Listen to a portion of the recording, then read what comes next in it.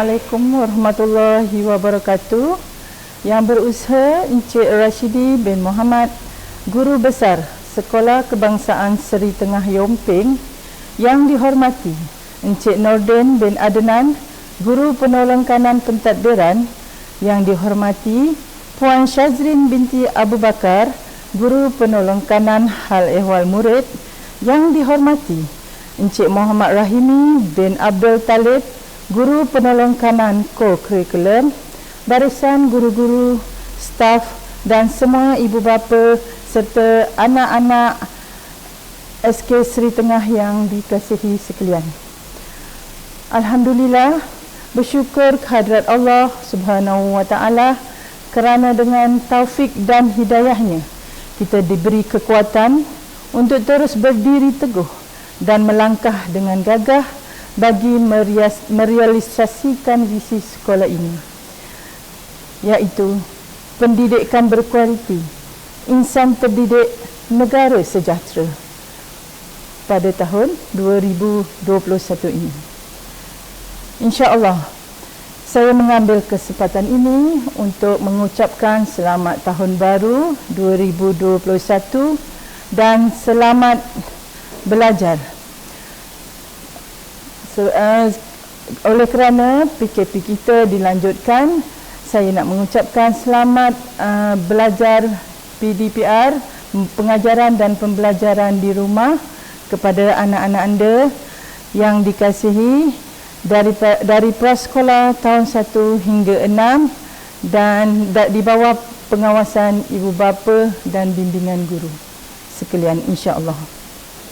Saya mengucapkan jutaan terima kasih kepada semua guru yang telah mengambil pelbagai inisiatif dalam memastikan penyampaian pengajaran dan pembelajaran kepada anak-anak didik kita untuk terus berjalan dan menghadapi situasi sukar ini semasa melaksanakan Perintah Kawalan Pergerakan. Sebelum itu, kepada guru-guru dan kepada ibu bapa, saya ingin berkongsi bagaimana kita menghadapi Perintah Kawalan Pergerakan itu. Daripada 5 jari, ibu bapa dan guru mungkin boleh pilih manakah jari yang dipilih dahulu, sama ada jari ibu, jari telunjuk, jari hantu, jari manis atau jari kelingking. Guru-guru dan ibu bapa boleh membuat keputusannya. Pada penghujung ucapan saya akan berkongsi tentang kaedah ini, insya-Allah. Hari ini saya hendak berkongsi tentang pendekatan dan kaedah pengajaran, pembelajaran dan pengajaran di rumah PDPR dan pentaksiran bilik darjah dalam norma yang baharu. Sebenarnya PDPR ini bukan baharu, tetapi mendapat perhatian yang sangat serius oleh pihak media dan masyarakat hari ini. Walaupun PDPR bukan pilihan yang tetapi kita cuma ada itu saja. Walaupun bukan pilihan yang terbaik, itu sahaja pilihan yang ada untuk kita meneruskan pembelajaran. Maka berlakulah jurang ekonomi antara yang lebih baik yang dapat meneruskan pembelajaran dan ada berlaku keciciran untuk masyarakat ekonomi yang tidak ada arat peranti dan capaian internet yang baik. Jadi bagi kami, kita perlu menyediakan master plan untuk merapatkan jurang tersebut. PDPR mesti diteruskan walaupun pedagogi dan kurikulum tidak berubah. Ini mungkin merisaukan hati anak-anak kita, guru-guru yang terpaksa menggunakan platform baru untuk mengajar. Jadi guru-guru bekerja berlipat kali ganda. Persediaan anak-anak di rumah. Kadang-kadang anak-anak kita entah makan entahkan tidak. Kadang-kadang anak kita ada gadget ataupun tidak. Jadi ibu bapa perlu intervensi dan anjakan minda kerana anak-anak kita belajar secara kendiri, berseorangan. Jadi tidak sama. Kita sebagai ibu bapa perlu memberikan menambah baik wahana pendidikan yang ada. Kekangan hari ini yang berlaku dan cabaran anak-anak, kekurangan internet, setengah pelajar kita mungkin panjat pokok di kampung-kampung, panjat gunung untuk mendapatkan capaian internet yang baik. Kadang-kadang di rumah tiada suasana persekitaran kondusif untuk belajar di rumah. Jadi cabaran yang kita hadapi itulah apabila belajar di rumah. Guru juga perlu membuat semakan semula mengapa pelajar tidak join kelas dia, tetapi anak-anak kita join kelas guru sebelah. Jadi guru-guru perlu membuat refleksi, membuat penilaian kendiri dengan bermuhasabah, refleksi semula keberkesanannya, insya-Allah. Sebelum tu saya hendak berkongsi tentang apabila kita melaksanakan kerjaya kita sebagai guru, gunalah formula 4MDL. 4MDL yang pertama ialah modal insan. M yang pertama ialah modal insan, kitalah modal insan. M yang kedua ialah modul. Sediakan modul sendiri, macam kita masak, kita ada resepi nasi biryani kita sendiri. Jadi dekat situ dalam perniagaan nanti dia ada niche. Kenapa orang cari nasi biryani Encik Rahimi? Dia ada nasi kambing 40 hari. Kenapa kita pun boleh buat kambing 40 hari? Yang ketiga, kita akan dijadikan model. Kita akan dijadikan model bila inovasi dan kajian tindakan kita mengikut kaedah ini berjaya. Modul yang digunakan tu meningkatkan prestasi anak-anak, berjaya berkesan. Dan akhirnya kita akan dapat M, seterusnya ialah medal. Medal ialah penghargaan manusia, tapi kita bekerja kerana Allah untuk mendapat keredaan Allah. Medal ialah penghargaan apabila kita dapat berkongsi ilmu yang ada, bukan untuk kita menunjuk-nunjuk, tetapi kita nak berkongsi dengan memudahkan orang, urusan kawan-kawan dan rakan yang lain juga, insya-Allah. Itulah 4MDL yang saya ingin kongsi dengan rakan-rakan guru semua. Sebab guru menggunakan secara optimum dan mengadaptasi pembelajaran atas talian, dan ada sesengah guru agak kekok sebab belajar di universiti lain, kita tak tahu 2020 guru-guru baru tidak tahu bagaimana menghadapi COVID ni.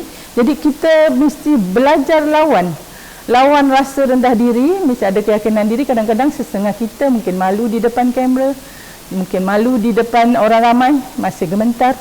Tapi saya ingin berkongsi dulu, saya pun macam tu juga, tapi saya lawan. Saya tidak ada pilihan lain kerana saya sudah memilih kerjaya ini. Kami guru Malaysia berikrar dan berjanji. Dekat situ ialah amanah.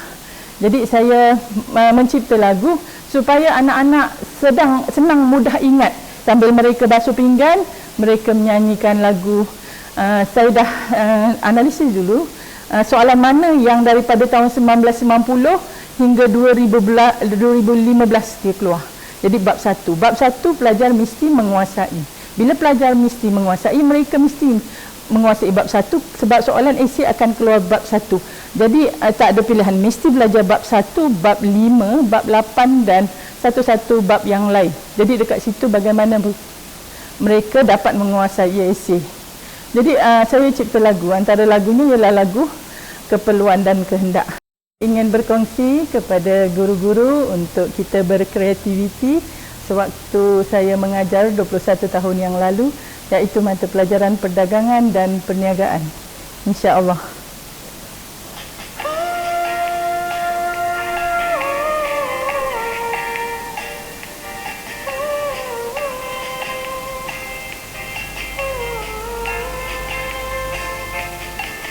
Keperluan untuk terus hidup berperingkat, mudah dipuaskan, terhad, tiada pilihan, makanan, pakaian dan tempat tinggal, manakala kehendak pelengkap, lebih selesa, banyak pilihan, tidak tidak mudah dipuaskan, tidak terhad.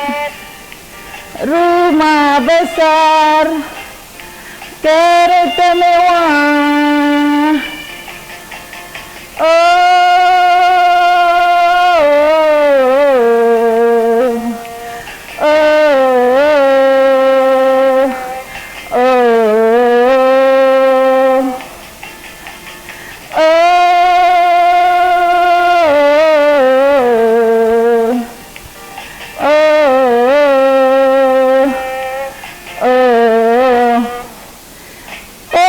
Keperluan Maslow, keperluan asas, keselamatan, kasih sayang, penghargaan, sempurnakan diri, fisiologi, sosial rohani.